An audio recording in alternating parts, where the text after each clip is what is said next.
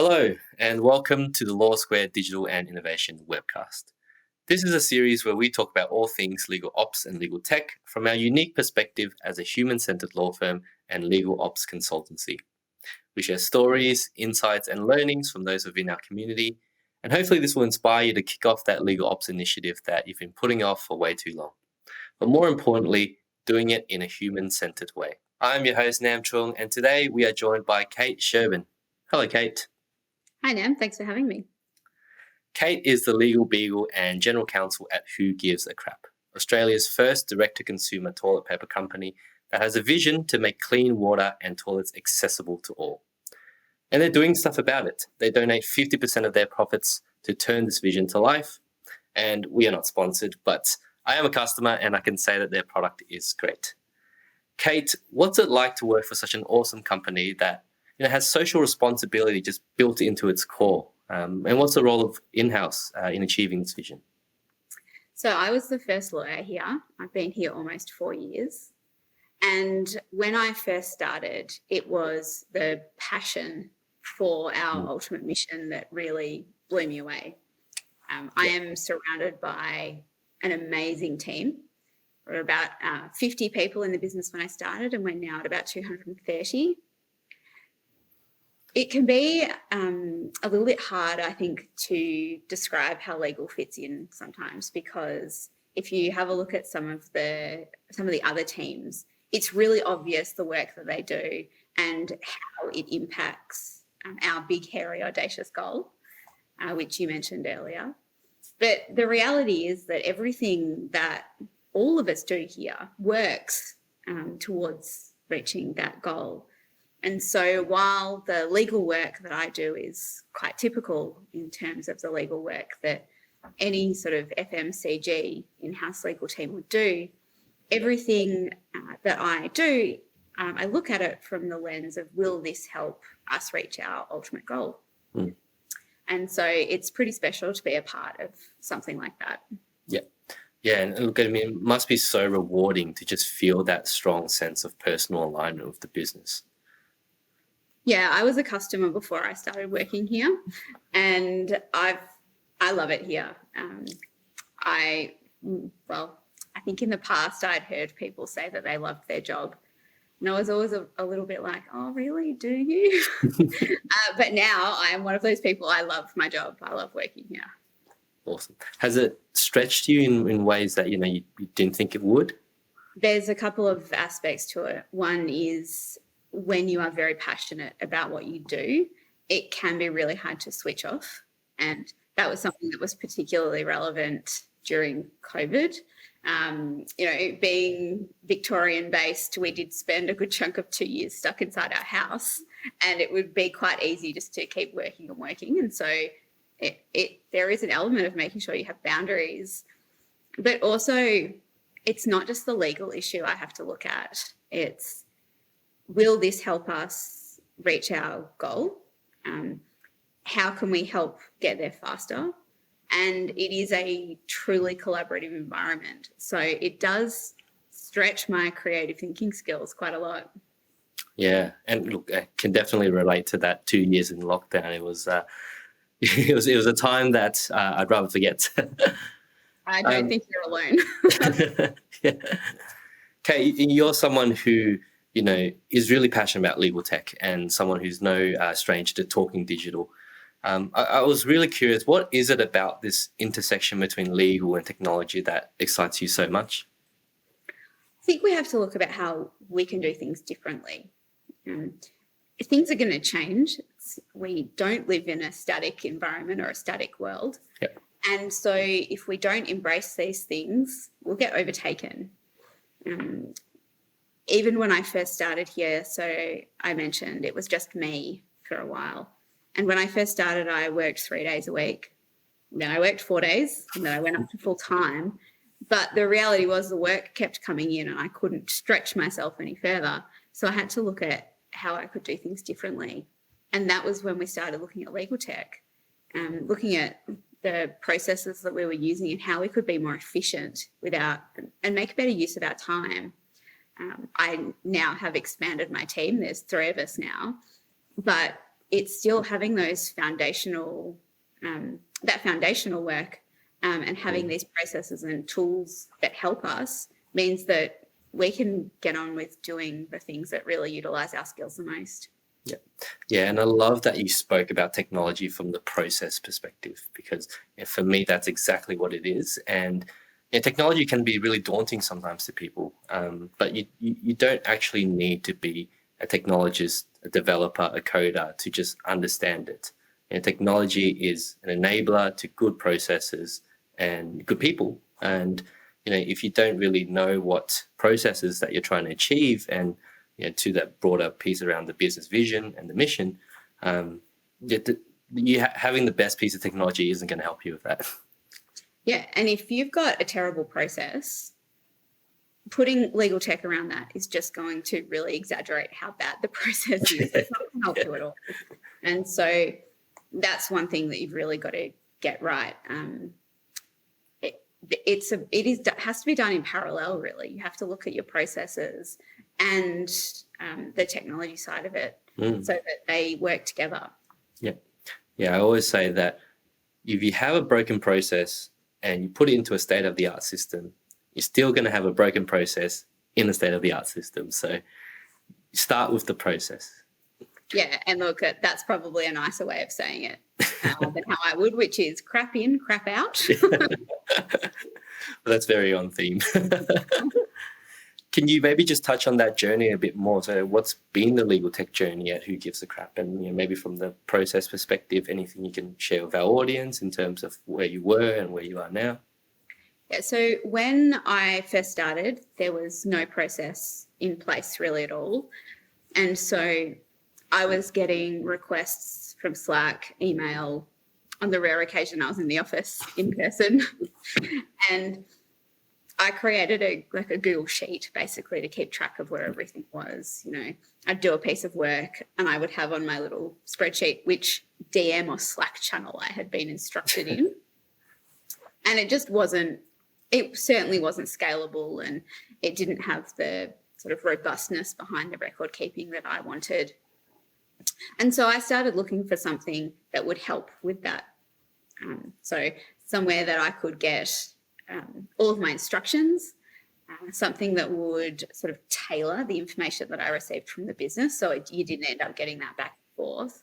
And also where we could sort of create a little bit of a record behind the work that we were doing. It was just me at the time, but as the team has grown, I've found how useful that is, because things come into a central place. We can allocate it to the team member based on capacity or skill. And then if someone's on leave, for example, I can jump into that matter and know exactly where it is and what's happening with it. We have changed based on our business needs.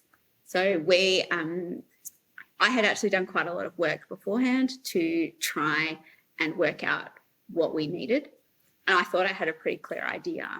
And it wasn't until we were sort of 12 months down the track that I realised I hadn't been asking the right questions. And unfortunately, that was only something I discovered in hindsight. And so what we thought was really going to work for us didn't work for us. And so we did have to pivot a little bit, to use that word, and sort of go down a different path. But with the sort of 12 months of learning behind us, it was certainly a very different experience the second time around. Yeah. So what were some of those learnings? Was it about integrations? Was it about... So part of it was integrations. Yeah.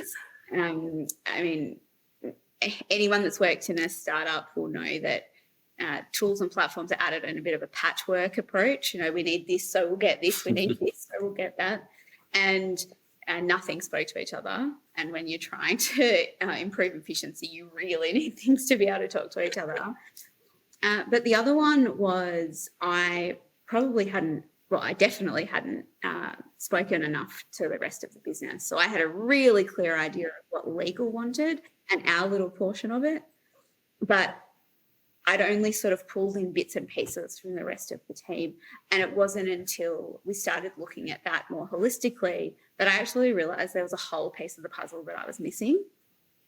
And once I sort of got the full picture, we were actually able to tailor what we were looking for far better. Yeah, well, yeah, I love the notion of working with your customers when it comes to technology, right? There is the aspect of, okay, well, what does legal need and what do we want? But there's also, what does the business want? And when it comes to technology adoption, especially legal tech adoption, you got to understand that the business, they're using their own platforms, they've got their own processes in place as well. And sometimes if you're trying to sort of put in the legal tech piece into that mix, that's where we've seen people sort of struggle to get the change management and the adoption part of that project done. Yeah, I mean, the reality is, particularly in a small team like mine, we were all very much across the need for this. And so we were always going to use it, but you need the whole business to adopt it for it to be beneficial. And if there was too many barriers, or if it meant it was another place that they would have to go to, you're never going to get enough uptake to make it beneficial. Yeah.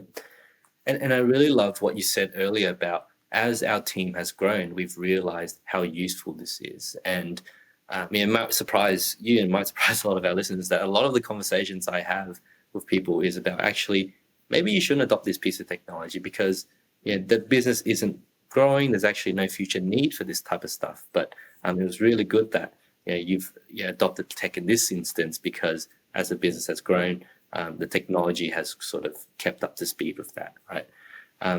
Is there any benefits or I guess rewards that you can share in terms of where the business was 4 years ago as opposed to where it is now, and how technology has helped with that? Yeah, we have visibility. It's one of the really big things, not just from a legal perspective, which is really important because I need to know what has been done in the past and to keep track of things, but also from the perspective of the business. When I first started, they might send me a Slack message. I'd confirm that I'd received it. I'd do some work on it, but they had absolutely no visibility over where I was in that process. Whereas now they can send me a piece of work. They can see when it's been accepted. They can see the updates that I provide, and it's far more transparent, and it requires far less of my time. Because in the past I was fielding Slack queries about where something was or what was happening, and now they're able to find that information themselves. Yeah. And does it help you have conversations at the more strategic level about your team and the legal department in terms of headcount, resourcing, stuff like that? Yeah, it certainly has. So the data that I had helped support a business case to get a second full-time lawyer. It's since supported a business case to get a privacy and compliance specialist, because we saw how much of our time was being taken up with sort of responding to problems that had arisen because we didn't have the capacity to look further forward. Another thing it did was it helped support a business case that I put forward to get some sort of self-service technology in place, because a massive amount of our time was being spent on things like preparing NDAs and like contractor agreements that were worth $500, which is really not a great use of legal's time, particularly when they were based on our templates. And we'd created DocuSign templates and things like that. But the reality was legal didn't need to be involved in preparing an NDA based on our template. And when you had a look at, over a period of 12 months, how much of our time was taken up with those tasks, you think about what else we could be doing with that time. That would be far more beneficial. And all of a sudden, the cost of that piece of technology becomes far more reasonable. Yeah.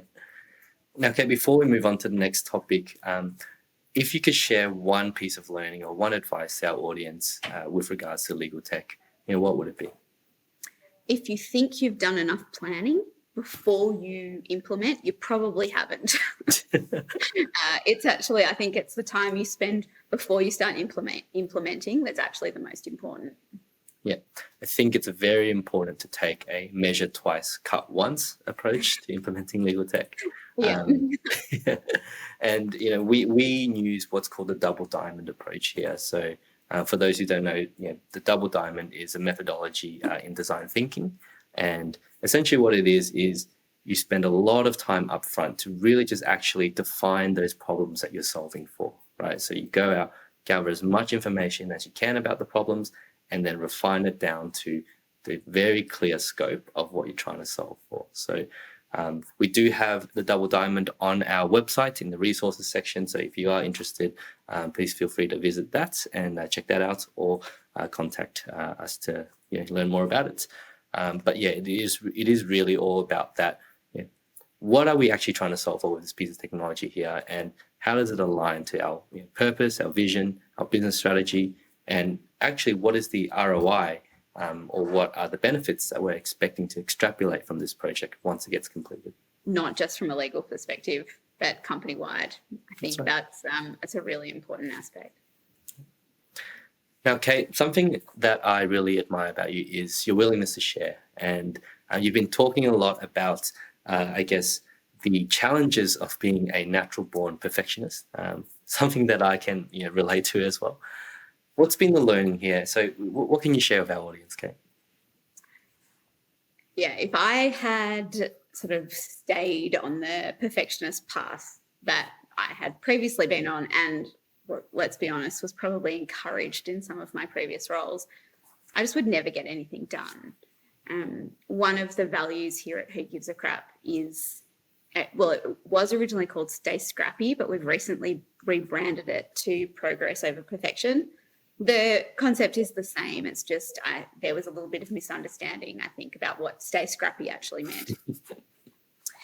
But we look at, what's the minimum viable product? It's far better to get something done that might be at 80% when you can then get that extra 20% sort of once it's already, live, and rather than spending 12 months getting from 80 to 100 without actually getting any benefit of it because you haven't launched it yet. Yeah. And that time that you sort of, get things out to market, that's when you can get feedback from your customers, right? And that's when you can learn from them and refine your product from them, isn't it? Yeah, that's exactly right. This role has certainly helped in that. I had to sort of change my thinking almost as soon as I started. But one thing that really put it, I suppose, to the forefront of my mind is my daughter is a mini me. And I could see that some of the things that she got from me were actually holding her back. Now she's only 9, so it's sort of on a different level, I suppose. But watching how that was impacting her actually made me look at myself and some of my behaviours. Wow, yeah, that is wonderful, and I think from my own personal journey as well, just this notion of an MVP, right, and the growth mindset and continuous learning, like it's definitely something that me personally, like as a child growing up, I was always striving for perfection, but now that I know that, actually, if you take away this concept of perfection and you sort of just strive for continuous improvement instead, you actually deliver better results, and you get things out a lot quicker. And I don't know if you've ever looked at the Clifton Strengths before, but we are offered it here at Who Gives a Crap, and I did mine, and it would probably come as no surprise to anyone that my 2 top strengths were learner and achiever. And I think that's actually a really good balance, because there is always going to be an element of part A personality, I think, for me, but I love learning and I always want to continue to improve. And I think by getting sort of that balance between the two is so beneficial. Yeah. And how hard was it, for you to shift your mindset from this, I want perfection, to and actually, okay, well, we want progress over perfection? I think if I was in a different environment, it would have been incredibly hard. But that's it's so core, I think, to how we think at Who Gives a Crap, that I kind of had to adopt it. And in progress over perfection, I kind of had to adopt it before I was really comfortable with it. I kind of had to learn how to do it on the job, which I think is sort of comes full circle. Yeah. Yeah, like I mean, they say there's no such thing as mistakes, right? You have lessons and you have victories. So that definitely ties into the theme. And from a technology perspective as well, this notion of an MVP, it is something that has really taken up over probably the last 10 years. But agile development as opposed to waterfall development, right? Like this is what the entire technology community is talking about these days, and it's all about how you can get the product out sooner rather than later, and then just how you can actually refine that and shorten the cycle of feedback so that you can refine that fast for your customers. Yeah. And to use an example that isn't technology based, I've updated the suite of templates since I started. I think we're on about the 4th round of an NDA, for example, which is admittedly one of the most boring documents in the entire world, but I've tried to make it reflect who we are. And so sort of I went through the first process of simplifying it and then sort of branding it. And then the most recent update has actually been to simplify it further, because based on our experience of it being used, we're like, there's stuff in here that we don't need. It's not necessary. So we can sort of continue to iterate as we progress. And how did you get that data to make those decisions? Was you using some sort of technology for that, or did you do it the old-fashioned way and just crawl through and do that analysis yourself? It was a little bit of both. We actually worked with somebody to help us on the 3rd round, I think. And so part of that was to look at things like readability and sort of accessibility elements, which is really important to us. The most recent one was just done based on talking to people that had received it, or talking to people that had been completing it and filling out the information, going, it's actually, we have overcomplicated this a little bit. We can simplify it a little bit further. Yeah, the stat that I love to share, it's from my background as a psychology graduate, but people can only hold 5 to 9 pieces of information in their short-term memory at a time. So the notion about readability and accessibility, if your sentences are more than that, or if you're throwing so much information at them that it sort of overloads that short-term memory capacity, they just won't retain it. Yeah, and one of the things I'm really quite passionate about is people have to understand, whether that's advice we're giving internally, or if it's a contract that we're providing to a third party, they have to understand what their obligations are, what their rights are, because otherwise we're not meeting our duty of care. Yeah, I love that. And I love that it's, shifted in a way that is not, we're covering ourselves, right? Which is where you sort of see so much stuff thrown into a contract that it covers every single checklist, versus, okay, well, we actually want to work with our customers to get them to understand. Yeah, and that's how we look at it. It's a relationship. It's not us against them. Yeah. So speaking about relationships, change management was something that I also wanted to touch on with you today as well. And I know Who Gives a Crap is a largely sort of remote company. How has that sort of played out from a change management perspective with some of these initiatives? And what advice can you share with our audience today, Kate? So we're a little bit different, I think, to some other companies in that we were remote first. So we had no office before we had an office. In fact, some of our mail still goes to our CEO's old apartment address from very early days when things were being sent to his house.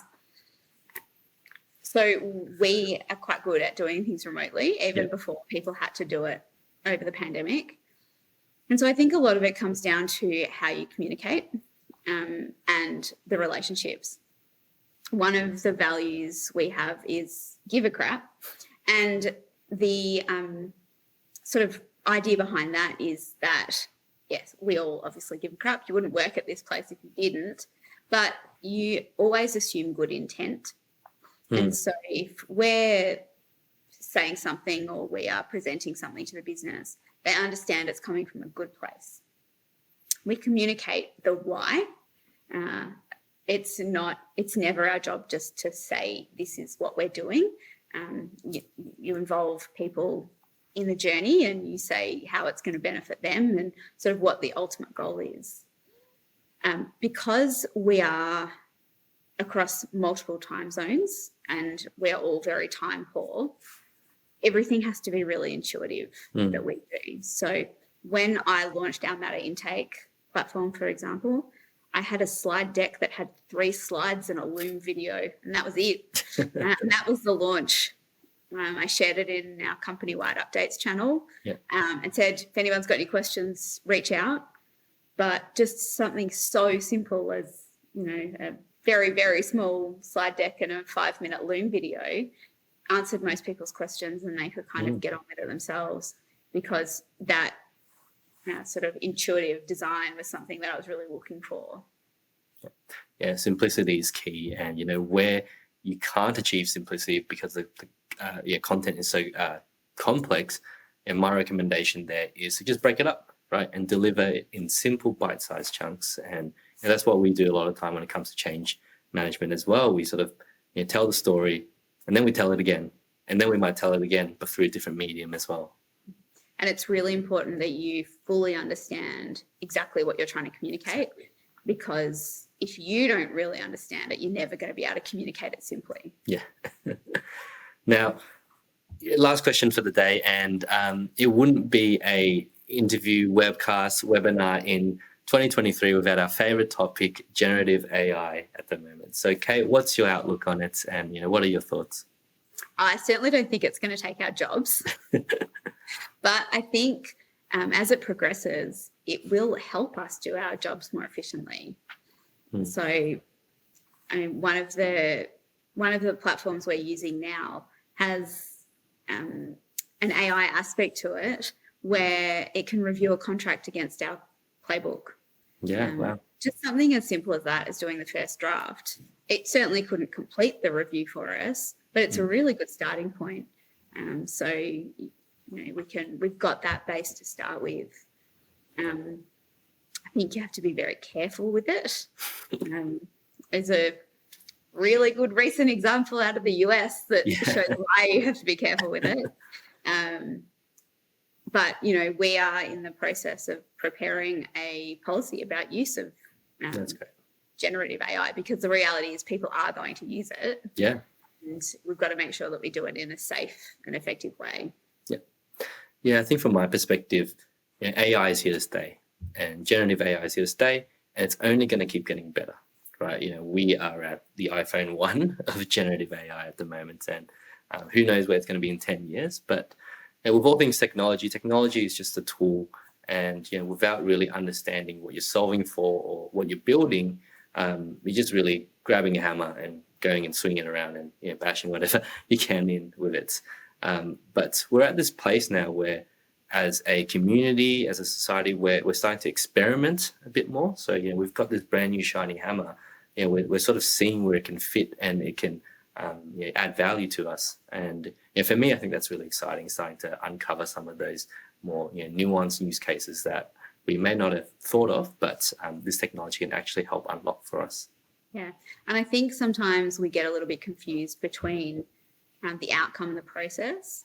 So the outcome is still the same. We still want to get the best for our clients. It just might be the process to reach that outcome is different. But, things change and things get better, and you adapt. And then we just change the way we work. It doesn't mean that the outcome itself is any different. Yes. Look, on that nugget, Kate, that's all we have time for today, everyone. Thank you so much for tuning in, and thank you so much, Kate, for being a special guest today. Looking forward to the next episode of our webcast in a few months, and please continue to explore, experiment, and don't be afraid of technology. And if you have any questions for myself or Kate, feel free to reach out.